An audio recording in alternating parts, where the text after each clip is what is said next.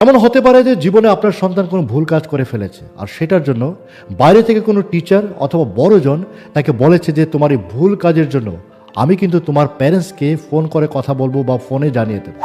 আর সেটার কারণে আপনার সন্তান হয়তো মারাত্মকভাবে স্ট্রেস, ডিপ্রেশন বা প্রেশারে চলে এসছে এবং সে জীবনে এমন কিছু নেগেটিভ চিন্তা করছে যা নাকি তার জীবনের জন্য অত্যন্তই হানিকারক হবে।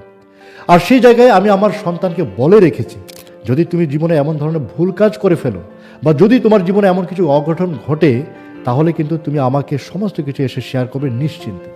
আমি তোমার সেই পরিস্থিতির জন্য সাপোর্টে গিয়ে দাঁড়াবো। সেই ভুল কাজের জন্য তোমাকে সেখান থেকে কীভাবে বার করে নিয়ে আসতে হয় সেটার জন্য আমি তোমাকে হেল্প করব। আর সেই কনফিডেন্স প্রত্যেক প্যারেন্টসই আজকের দিনে তার সন্তানকে দেওয়া উচিত, কারণ বাইরের দুনিয়া অনেক রহস্যজনক। আর কখন আপনার সন্তানকে সেই ধরনের ব্যতিক্রম পরিস্থিতি ফেলে দেবে আপনি নিজেও বলতে পারবেন না। আর সেই মতো অবস্থায় যদি আপনার সন্তান আপনার কাছে এসে নিজের মন খুলে না শেয়ার করে, তাহলে কিন্তু এজ এ প্যারেন্টস আপনি আপনার সন্তানকে সে কারেকশন করতে পারবেন না।